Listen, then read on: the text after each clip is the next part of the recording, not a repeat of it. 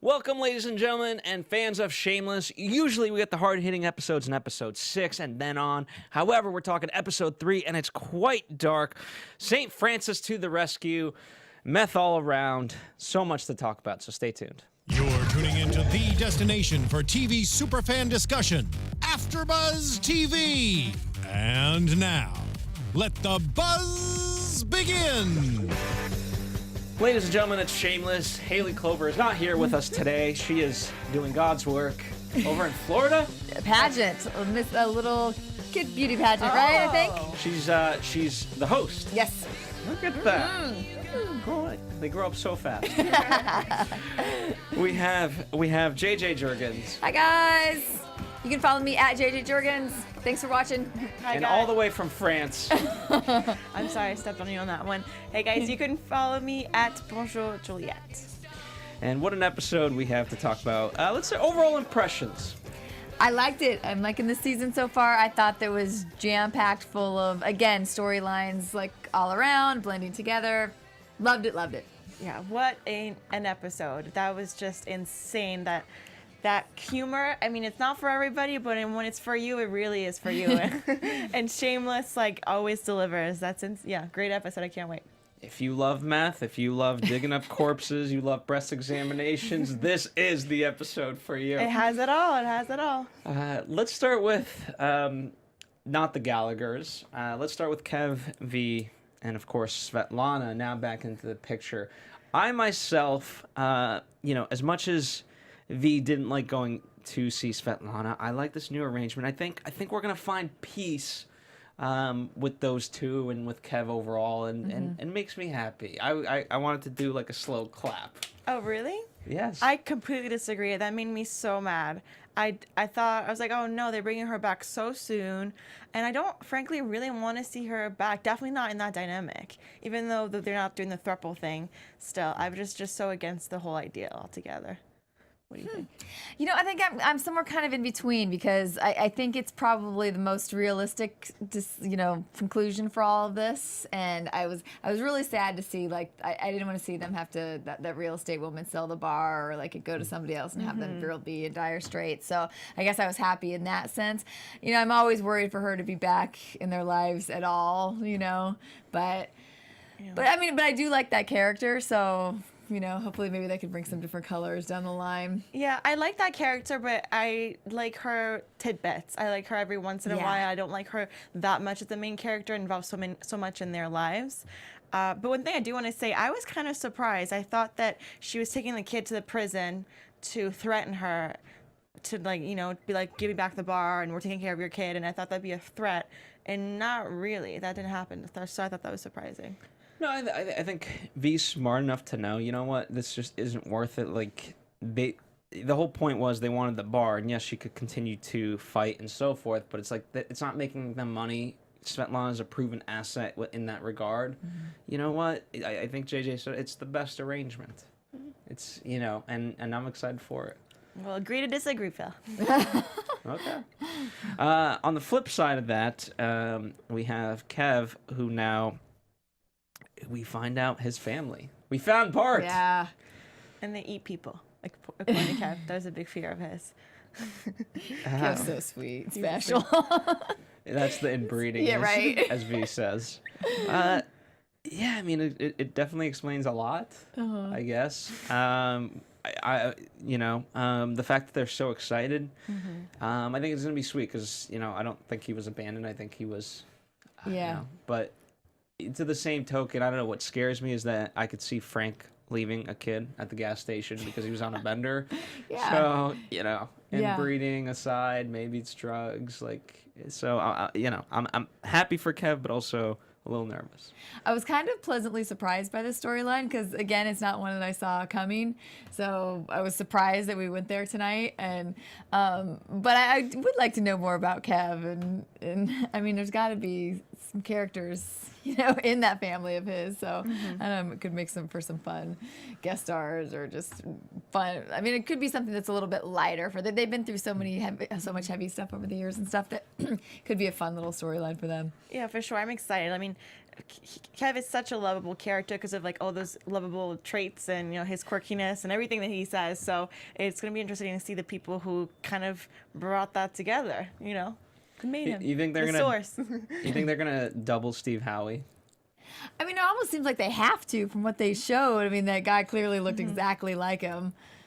So yeah, I wonder if maybe it's like a family member, or we're gonna see like a cousin or something of the actor. We'll see.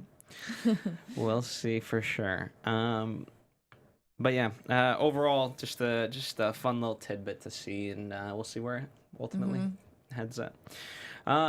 Let's talk about Debs real fast, because we were nervous about the storyline. And you know what? She was warned earlier, but the warning came a little bit too late. And now Neil is with his sponge bather. Yep. On this one, I say yay for Neil. She was kind of breaking my heart how she was just using him and being mean to him. I know we're both, they're right there. We're playing with our Coaster. Daddy's taking him away from us. Daddy Phil. Anyway, like I said last week, I wasn't happy with what I didn't think she was progressing and learning, being an adult and making changes. So I kind of thought she got what was coming to her on this one. And I felt glad that he actually stood up to her. I mean, I don't condone the friend who was drinking with her one moment and then, going behind her. Like, I'll go wash your boyfriend. Right. I don't condone that at all, but yeah. I was actually kind of surprised. I didn't see this coming at all. And when they were talking about it in the beginning, I was like, oh, interesting. I haven't thought about that. And then as soon as she walked in, I thought we'd play with that storyline a little bit more. I thought you would see, maybe get jealous. And then maybe does she actually care? Does she not? It was actually really quick. He's leaving her right off the bat. And we didn't, with all the craziness in this episode, we didn't really get to see really what that's going to lead to. So now she needs to move out. There's a lot of things that are going to come unwinding. So, yeah, I don't know. We'll see. What do you think, Phil? Well, that's assuming that they break up. I mean, there's still a way to make this work somehow, hopefully. But, I want it to be because Deb's faithful, not because like, oh crap, I have to do this because now I'm kicked out. And I need child support because I can't afford it on my own. So as far as Deb's concerned, yeah, I think it's a nice wake-up call ultimately, because she's progressing in some forms, and that's great. However, you can't just forget your responsibilities. No different than Fiona is progressing phenomenally, yet she has to be there to, dig up meth with the rest of the family. So, you don't unfortunately get to pick and choose. Yeah. Not in this family. So you're saying that you're hoping that she fell back in love with him? I mean, yes, because it's the right thing to do, I guess. But you can't really tell somebody to love somebody. So at least that there would be that partnership. That at least she was providing her half of the bargain. Yeah, I mean, well, it also begs the question, like, did she really ever love him truly? Yeah. Or was it just like a convenience thing? Yeah, I think I lean towards the convenience thing. She definitely had some feelings and there was some spark there in the beginning, but it was the idea of him, not him solely. Yeah, I sadly think so too. And I kind of hope that it was the other two. Like, I'd hope that maybe it could be love, and then it could work out for her. But yeah, I don't think it is. You know what? At least Neil he discovered his prostate. So good for him. Good for him. All right. Well, we'll see. We'll see. Let's talk about Ian. Not too much to talk about there. Obviously, still trying to get with Trevor and whatnot. Overall, still dealing with the whole Monica situation. Like, we'll talk about the big thing, but as far as Ian's feelings, it's interesting. Trevor said to him, like, well, grief makes you feel normal. Because he kept saying that the Gallaghers don't necessarily feel a certain way. Right. So what did you guys take on that? Him feeling normal or sadness towards Monica? I mean, I agree with Trevor, and I think that it is good for him, I think, to be going through this process so that he does have to deal with it and have to, like, kind of, it's not fun, and anybody that's been through it, you have the highs and lows and the good days and the bad days and stuff. So I think as painful as it is, it's a good process that I think Yeah, it's like good for him. Yeah, is what you're saying. and I'm glad that he does care. It's like, even though I know she wasn't clearly the best mom, you know, it's like, that's still your mom, you know. So since I think it's good that not all of them are just like okay with it and moving on. So I still kind of like seeing him, you know, having his moments with it. Yeah. Yeah, I think it is. Like you're saying, like you're touching on, it's humanizing in a way, and they're outlaws in a lot of, like, in every sense of the word. They're always getting away with certain things, and because of their circumstances, they have to just go a different route than the normal way. That it's in a way, it's kicking him off a few steps and just having to solely focus and just be one with his emotions. Well, what's especially interesting is that after they do dig her up, he's the one trying to fix the gravestone. Yeah. And that was very telling, that, you know, even through all of this, he still feels a connection to her and feels like the right thing to do is to fix her tombstone. I immediately thought of him during that scene when they drop it, you know, the one struggling, like struggling with it so much, like then he's gonna have this in his head all the, you know, that. And I mean, how do you get that image out of your head after you've seen that? Yeah, the smell, and so I thought, oh boy. I mean, you know, this is not a normal grieving process by any stretch of the imagination. I mean, it was bad enough, like, in the past weeks where, like, okay, your inheritance is meth, and you have this whole history. Like, that, you know, the logical sense is like, oh, she was a piece of shit. Yeah. And yet, illogically, I feel connection and emotion, and now it's just it taken to the nth degree. So we'll, you know, I really don't want him to do anything bad, because he's been doing good. You know, just like Lip, he's doing well day by day. But I think at some point Trevor's going to step up and really help him, because right now he's kind of, I think in a good way, forcing him to deal with it. But eventually he's going to need a greater intimacy. So you think they'll get back together? Oh yeah. Oh yeah. Oh. Yeah. For sure. All right. I really like the season with Frank. Francis. Yeah. Listen, no more hard Ks. It's going to take me a while to call him anything but Frank. However, you know what? I really do like what they're doing with him. We'll talk about, like I said, we're going to get to the full Monica thing, but even just handling that, there's this zenness to him. But unlike in the years past, it's not bullshit. Yeah. It's truly genuine, and he is out to actually help. I think, correct me if I'm wrong, but it was one of the only times we've seen him stand up for his family and tell someone, don't mess with my family. Usually in any kind of situation we found him like this, he always tried to get himself out and his own agenda. And it was very surprising. I was like, wow, damn Frank, or Francis, excuse me. And even, you know, I think Fiona, everyone, all of them were super surprised. And she generally was like, okay, thank you. It was very interesting to see that from him.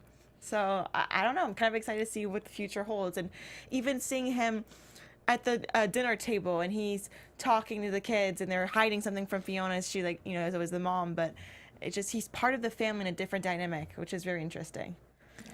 And he made that choice to come to them, you know, because they all went to Fiona. She's there, and then it's him who comes there. He's like, I feel guilt. I'm so happy about it. I feel new emotions, and so it's and a new style. So we can't forget the new style.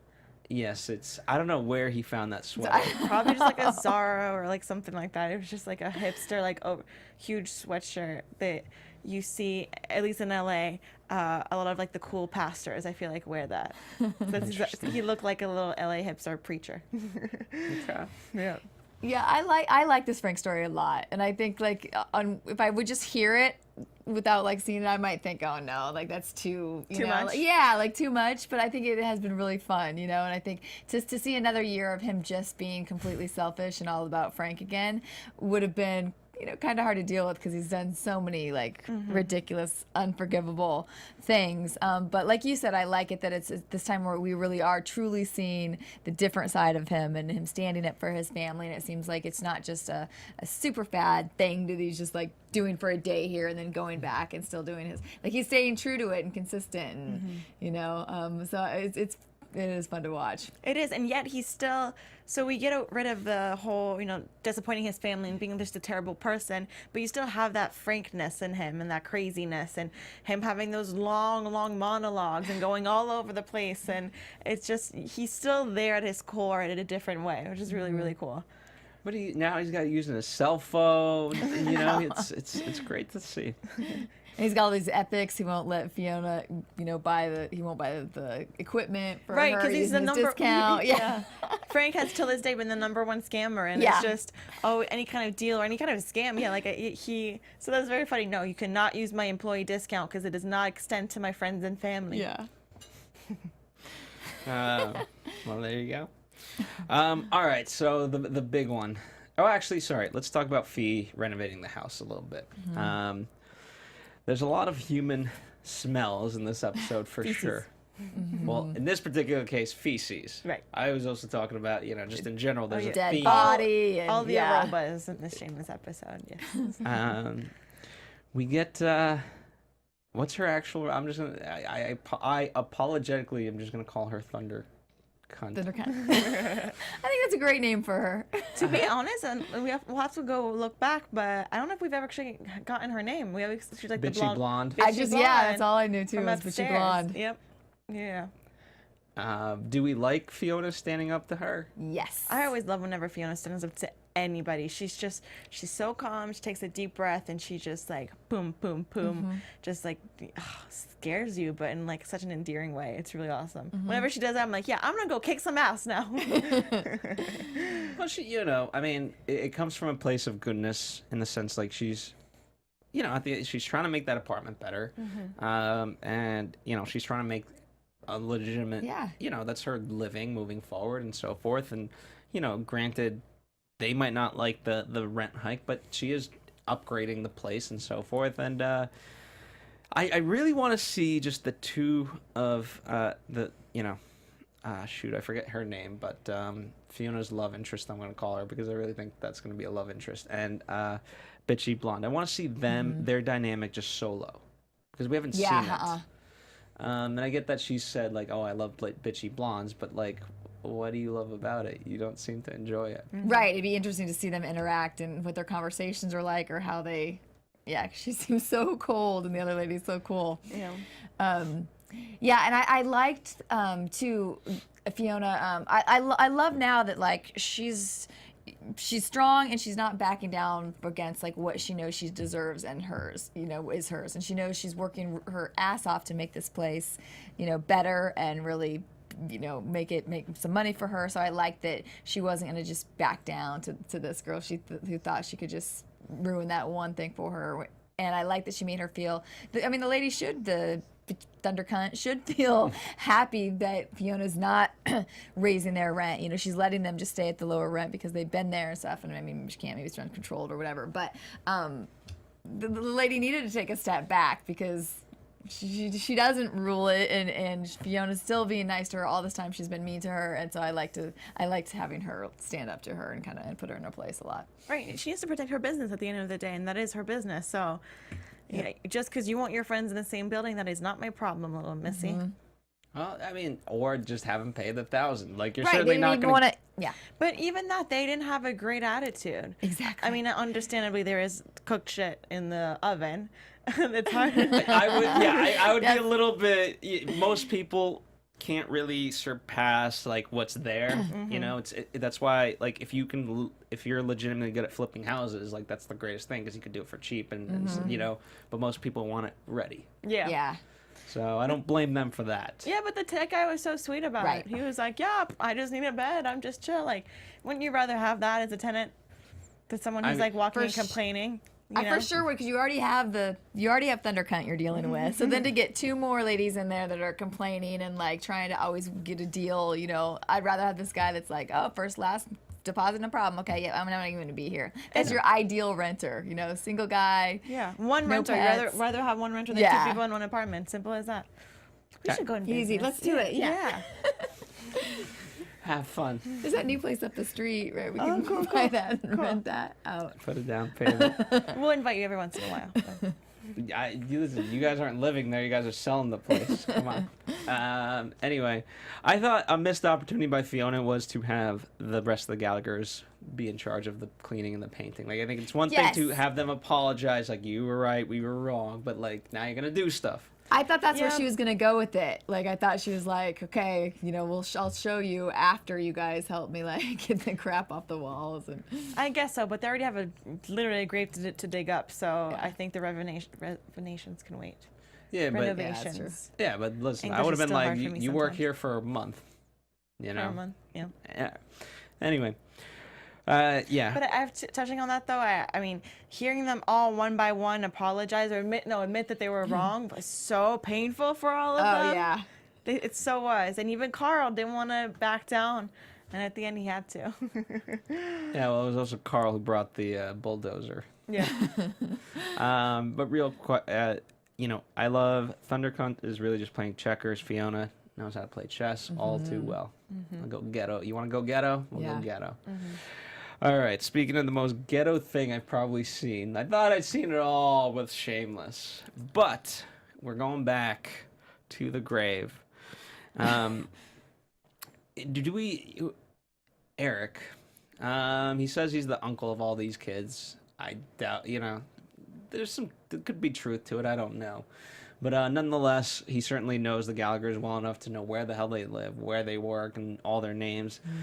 And so, at the very least, we know that he's been Monica's partner in all of this, and he wants his money back. And it goes the way it does. Yeah, it does. And he doesn't get all of it, but he does get the hot tub. Poor Carl. Yeah.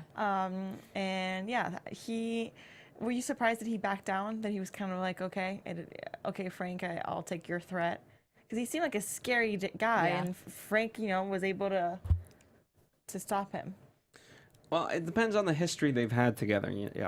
I don't know what that history is, and you know, you certainly understand that Frank's capable of a lot of stuff. So, you know, I don't take Frank's threats that lightly necessarily. Okay. I was a little bit surprised just because, you know, if he killed somebody by taking their eye out, like, like I would think I would never maybe be safe with this guy. But for the writing wise, I like that they did end that with this episode. I didn't want to see him keep coming back, and you know, so I think it was good to have, because then I was like, I guess I thought too, Frank is crazy enough that whatever this guy would do, he would know that Frank could come back and track him down too, or do something. So I like the way they kind of wrapped it up, and the fact that he didn't. Yet anyway, you see him kind of taking the hot tub and be done with it, I think. Let's take a step back. As far as, you know, they're all dealing with this, and obviously it's a real threat. But then, you know, I don't think any one of them, like when they came to Fiona, we talked about it a little bit, but I want to go a little bit deeper with it. And then none of them, I'm sure, were expecting, like, oh, we have to now dig up the grave. Like, this is where this thing's headed. It's because obviously for Fiona it was very symbolic, like take your shit to the grave and we're done with you. And yet still after this, like it's symbolic in that way, like, you know, you're just because you're dead, you're still like a pain in our ass and haunting us. Very poetic in that way. It really was. I mean, regardless, like digging up this grave was gonna be shameless, and it was going to be, you know, really out there, but they took it to a whole other level, you guys. That was insane. A bulldozer, and the grave is lifted up in the air, and I kept up being like, oh my gosh, it's just being shaken. And when they dropped it, that was it. They pushed it so much that you guys, was I the only one who was like super shocked at that? No, I was shocked at that. Yeah. I mean, in a head, from the writing and direction and acting standpoint and all the sort of intricate elements, because, like, you know, as helpful as Frank has been, he's just sitting there like naming all the emotions he wants to feel in life. They're like, are you gonna work? Carl, of course, is just like, I'm not doing this, let's figure out a faster way to do it. Which just he broke some other, or hopefully it was actually Monica's tombstone, because if they broke another tombstone, oh dear Lord. I don't understand how they were able to get away with this, because just digging up this whole thing, they didn't put get it back. caught. They put Yeah, it back, nicely. but still with the bulldozer in the middle of the night, like that whole time was making me so nervous, like that someone would walk by. Like, what are the chances? You know, I actually thought that when I saw the big truck, and I was like, oh no. So it's just, you know, Shameless, they always get away with so much, and it's twisted as it was. It definitely put a smile on my face. Listen, I think if someone came along in the middle of the night and was like, "What do you guys do?" They would have. They're Gallaghers. They got the Yeah. whole family. Listen, they would have sent him packing. Yeah, I feel whoever like it was. Francis would have gotten up and would have been like, listen, blah, blah, blah, blah, blah, blah, and they would have left him alone. With his superpower is Yeah. like those monologues, you guys, I swear. But definitely, in an odd way, like usually we're laughing a little bit more, and there's brevity. This episode was generally a lot harder to take in. This in particular, certainly. But nonetheless, is this the last we see of Monica? And not literally, hopefully, I was like, gonna say, I hopefully think so. literally, but spiritually, you know, like, are we done with the ramifications of Monica? I don't know. Well, I mean, her memory will always still stay alive, and I don't know. Maybe we'll have a cousin or someone knocking down the door. Maybe the grandpa comes back. Like, I think her affiliation will still be there somehow. I don't think it's the end of the notion of her, at least. What do you Yeah, think? I wouldn't be surprised. And I mean, I think there's still going to be something more as Ian's still on his path to letting it go. I don't know if he'll pay her some tribute. Who knows? I don't know what he's going to do, but yeah, you just never, I don't know, you can never count that woman out of not having something She's else like a out little there. virus. Yeah. Even dead, she's still Yeah. like that's so. Yeah. Oh yeah. But overall, I mean, this was so hugely unexpected, and yet I love the fact that it just brought all the Gallaghers together. Like we talked about everyone's individual problems, and yet no matter what they go through in life, they can come together. Right. They and drop everything, and they just, you know, they get that call, I need you here, and they just do. They just drop everything, and they're always there for each other. But damn. It's like the Avengers. They all have their own little movies, Yeah. but then when they got to get together, Exactly. they do it. Except completely different circumstances. Yeah. I don't know about you guys. Like, do you think, has Shameless put us through so much that I've maybe gone immune to certain plot lines? Like, that whole thing didn't make me cry whatsoever, and I kind of just thought it was enjoyable, as twisted as it was. You know what I mean? It was hard to watch, yes, but maybe, is it because of past Shameless episodes, or is it just me? I'm a little messed up in the head. No, for I not know what you're crying. saying. No, I agree because I didn't get, yeah. I think it's because we've just been on this run with them for so long that It's the new we norm said- in a yeah. way. You just expect something completely out there that when it happens, you know, if it were maybe earlier on the season, you'd be like, oh, and then those poor kids had to do that. It's so sad. No, it's only Shameless. Well, you know, we saved the Ewans part of the plot for last because I think in all of this, like, you know, when we're talking about Kev, when we're talking about the Gallaghers and now Ewans, like, they're all objectively sad and tragic storylines. However, Ewans to me was the most heartfelt. Like, with you know, we started off with Kev's storyline with a breast examination on Fiona.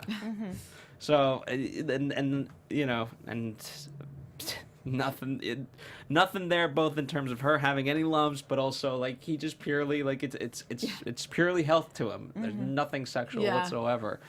But yeah, because we care about Ewan so much, at least I have over the years, and because of everything he's done for Lip, this to me was the one that really was the most painful to watch. But I'll let you guys. Be bad people. For nothing. Why did you laugh at that storyline? I didn't laugh, but I wasn't. That's what I'm saying. I wasn't that sad. I feel like this exact storyline would have happened like in season 1 or 2. I would have been bawling. But right now, I think the new normal is they always push it so much that it didn't touch me as much as it should. I feel like. Allow me to go ahead, JJ, and then I will try to change her mind. Yeah, I was more touched by this one, and I think also I have a lot of alcoholism in my family too. So I think I really liked. I like how Lip has stayed, true to it, and I love the what's the AA guys that he goes to? Is that Paul, Brad, Paul? One of those things. Anyway, I really like him. Like I like his influence, and I like their discussions together. So I really liked their dialogue when he was saying, when Lip was when he said, well, you basically. When he wanted about the wiping his ass or whatever, and he's like, well, he basically did that for you. And I like him putting things like that in perspective for him. Like, no, he was there for you when you were like, you're very in. So I like that. I liked, and it is sad for me to see that this professor just can't get it together, and to find him like already have plowed through somebody's house and luckily didn't kill somebody, and just still want to drink. It's just like. It's just amazing to me, the power that substance has over people, and it's just so sad to then find him in his own puke and wanting to drink himself to death versus I know nobody would want to go to jail, but it's like when you get to that point that's your best option. It's just it was definitely a tough storyline. I take that back. I was stuck on the grave. I think I've just been focusing on that so much. But yeah, you're right. It was really tough to see this man who can't gets out and can't even open his car door. He's completely beaten up physically and both by life, and he is an alcoholic that you can't imagine. He's even surprising Lip, where he needs to have a drink, and he's going to these extreme measures with the straw, and he can't take care of himself, but he is going to do anything to drink. And even at the end, when they have that sweet moment of everyone knocking on the door, he's like, I want to listen, but I still want to drink. So I hope he was able to put the glass down at some point, hearing all those stories. But I'm excited to see what's going to come of it. Well, if you look at, I take it like this, Lip in a sense was his project, right? And he could live vicariously through Lip, and he wanted Lip to have a life that he didn't. Lip had the brains, Lip obviously a good-looking guy and so forth, and he could rise above his station in life. Something that Ewan somewhat did, but, obviously there's a lot of darkness there. And so, to me, when Lip hands him the $9,000 that he was owed, and the fact that he did it without ever expecting it, that was just like, okay, you know what, I've like, this kid's gonna be okay, but my life has no more purpose in it. And that was in a tragic way. Like, obviously Lip wasn't trying to do that, and nor should it be taken in such a way, but that was the nail on the coffin of like, all right, at least I can go out on top, and my life no longer has any purpose. I didn't think about that, but right.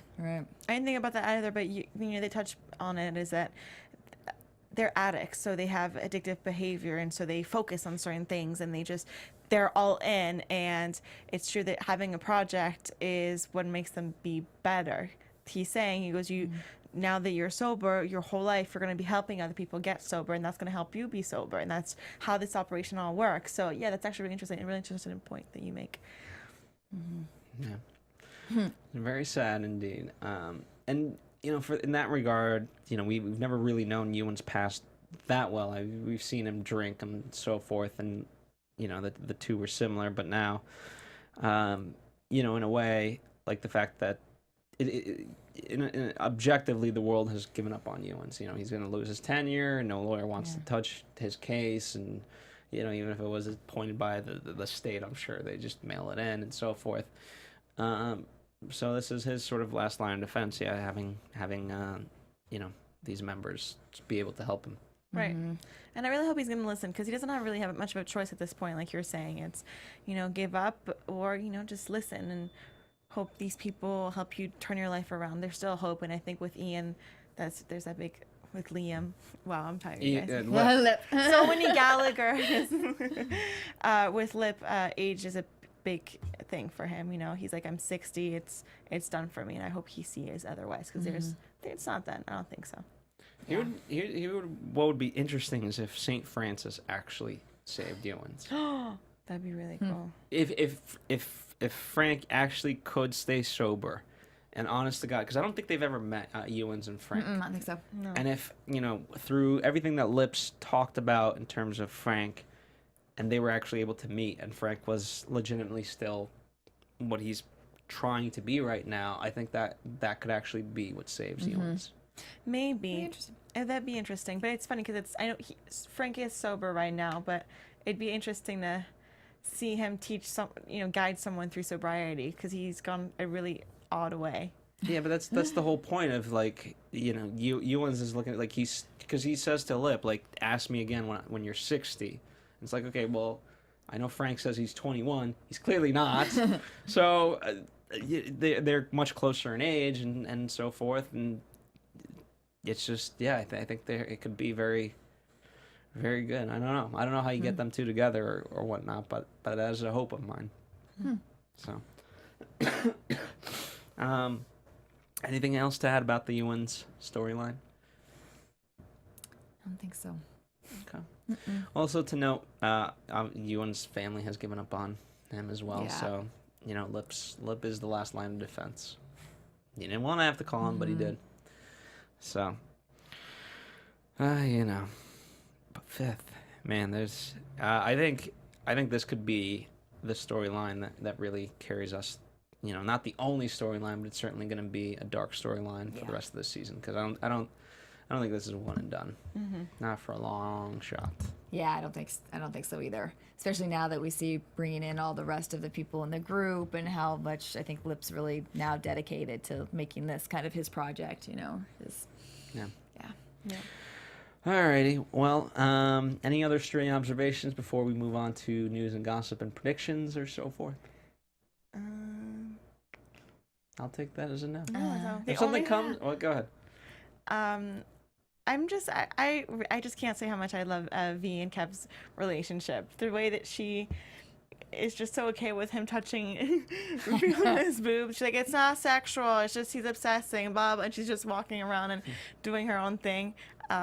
It just, that relationship always makes me smile. I agree. It's so cute. And Kev just, again, once he gets focused on something, just like when the real estate lady's in there and you just see him staring at her breast, and then he even says to her too, right, are you doing an exam? When's your last self-exam? He's just hilarious. Well, I mean, as we talked about it, granted, we were discovering breast cancer, but now, even just like as funny as it was, like in a weird way, now women know how to examine themselves, because it's not just here. It's how do you do it, Phil? You go everywhere. You go even under the armpits. Cool. So you gotta, just rewatch it if you need to. All right, so let's do some news and gossip, shall we? AFTERBUZZ TV News. All right, let's start with you, JJ. All right, well, we had news this week. Emma got some big news. She's going to be in the new reboot of Roseanne. So good for her, getting another show. Yeah. Good for you, little Debbie. Yeah. Little Debbie's doing big things. And, you guys, we are having another season of Shameless. Woo-hoo! That's right, season 9. This is so cool. That means another season of Us, which is I'm really excited about. And a fun fact, they're actually beating the British version. One more season than them, which is really cool, because I don't think you see that a lot, do you? I mean, usually the British TV shows are like 6 episodes and a few seasons. Right. Like The Office was a total of what? 13, 14 episodes. Okay. Whereas the American one went on to do like 9, 10 seasons, whatever it was. Well, this is America. We go big or go home. Yes. And especially with the Gallaghers. Especially with the Gallaghers,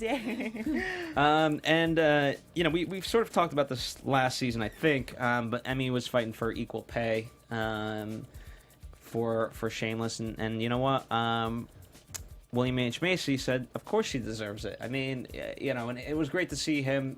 I don't have the exact quotes, but essentially saying, like, she carries the show, and we've talked about that a little bit, and she does, and it's great to see Frank do what he does, but it's very comedic, whereas, like, the emotional backbone has always been Fiona, and so good for her. Yeah, great for her. I mean, yeah, she's such an essential character, but even as an actress, I feel like she has so many more scenes than him, essentially. And yeah, I think it's really cool to see there's no egos involved, and he's here, and he's Eagles or egos? Egos. That's how we say it in French. Okay. There's no egos, and he's just standing up for her and fighting for what's right, and that's really, really neat, because we don't really always see that in this industry. So Yeah, William H. Macy, Bill, as he likes to be referred to. He's a really nice guy. He really is. I would love to have more conversations with him. Yeah, well, I think this is a great platform for that to happen. Tweet at him. Let him know. Tweet at him. Tell him you want him on AFTERBUZZ TV. He said he's willing. It's just always a matter of scheduling. So. Well, we're going to make it happen. Alrighty. And if not this season, next season, because there's the next season coming. Let's have them both seasons. Yeah, let's have them on every episode. All right, so that's our news and gossip. Let's move on to predictions for the next episodes. And now, your AFTERBUZZ TV predictions. So Frank, this is where I hope the undoing doesn't happen, because he's gonna join the PTA, the car wash, and hit on MILFs. It looks like. Yeah. No, what's the other word? Smilfs. Smilfs. I didn't even know that one until tonight. Single mother I would like to meet. It's a good show for all you people that like Shane. It's actually kind of. Have you guys either seen any of it? Not yet, but one of our hosts is actually on it, Kim Crossman, and she was also in White Famous, another Showtime show. So they've got a good lineup of stuff. Yeah, cool. She's actually on the episode tonight. I think she was tweeting was the one that she aired. Anyway, it's kind of, if people like Shameless, I think they'll like that show, because she kind of, she's a single mom, and she's kind of going through she goes through some shameless stuff, and the language and the writing. It's very similar. So anyway. All right, what predictions do I have? Well, I was very surprised at the trailer when we find out that Fiona's love interest is making a return. And it's not Jimmy Steve. No, and I'm so torn about this, because I loved him when he was there, but I hated. I mean, he was the one that walked out on her wedding, and I. Well, he didn't walk out. I mean, well, he said he had He didn't say anything. He was drugged up. He had drugs up. Yeah. Yeah. So that'll certainly ignite some emotions, because that's when they threw Frank over the bridge. They were done with him. Yeah. So, yeah. That's going to be very interesting, seeing them run into each other maybe again. Yeah, so I think we're going to see Fiona have some problems now, where we've seen her pretty strong in all the episodes so far. So I think she's going to have a lot to kind of face with that, opening those doors back up for her. Yeah, definitely. She's going to be very vulnerable. And, yeah, like I was saying, I don't know if Francis is just going to be so peaceful and not want to get into a fight. He seems to refuse anything that's happened in the past, so maybe that won't even be an issue, and he'll pretend like he doesn't know. I'm interested why he's back. Is it just a program and he's coming back to make amends, or is he trying to get a little something? I don't know. Well, I think there's, in the perfect world, I would love to see Fiona forgive him, but we don't have to date him. That's. I'm glad you're doing well and continue to do well. However, it can't be contingent with me. Yeah, forget and move on. I like it. So, all right. Well, there we have it. We didn't see this in the teasers. We'll see what happens with Neil and Debbie. I would like to kind of see a little bit of that. I want to see, I also want to see Lip interact with. We were talking about him interacting with Lucas and so forth. Like he said, he can't really go back to that route. It would be interesting to see how that plays out as well, because we haven't really touched base with that too much. So there you have it. Anyway, I believe next week we are off because of Shameless won't air, but who knows? Did it say tonight, did it? It just said next episode. So, who knows? Next episode could be 2 weeks. What do I know? We might see you. We might not. Yeah, we'll figure it out. If not, happy Thanksgiving, everybody. That's right. Don't do it the Gallagher way. Where can people follow you guys? You can follow me on Instagram at Bonjour Juliet, but I also have to say that you should follow AFTERBUZZ, right? Yes. And iTunes. You should go on iTunes and like and rate and comment. And we're on AFTERBUZZ Drama. And if you like any other dramas, no, we're on comedies. Comedies. We're on comedies, drama. We have it all here at AFTERBUZZ. So pick a genre, and if you like this podcast, there's so many more to choose from. So I highly suggest you do that. Agreed. And you can follow me at JJ Jurgens on Twitter and jj.jurgens on Instagram. And I'm at Phil Svitek, and of course follow at Haley Clover as well. And as Juliet said, we've split up the YouTube channel, so that way you can subscribe a lot easier to the shows you like. So definitely subscribe to our channel and for other ones you like as well. Whether it's superhero stuff, reality, who cares? You know, whatever you love, we got it. Anyway, thank you guys as always. We'll see you next time on another Shameless. From executive producers Maria Menounos, Kevin Undergaro, Phil Svitek, and the entire AfterBuzz TV staff, we would like to thank you for listening to the AfterBuzz TV network. To watch or listen to other after shows and post comments or questions, be sure to visit AfterBuzzTV.com. I'm Sir Richard Wentworth, and this has been a presentation of AfterBuzz TV. Buzz you later. The views expressed herein are those of the hosts only and do not necessarily reflect the views of AfterBuzz TV or its owners or principals.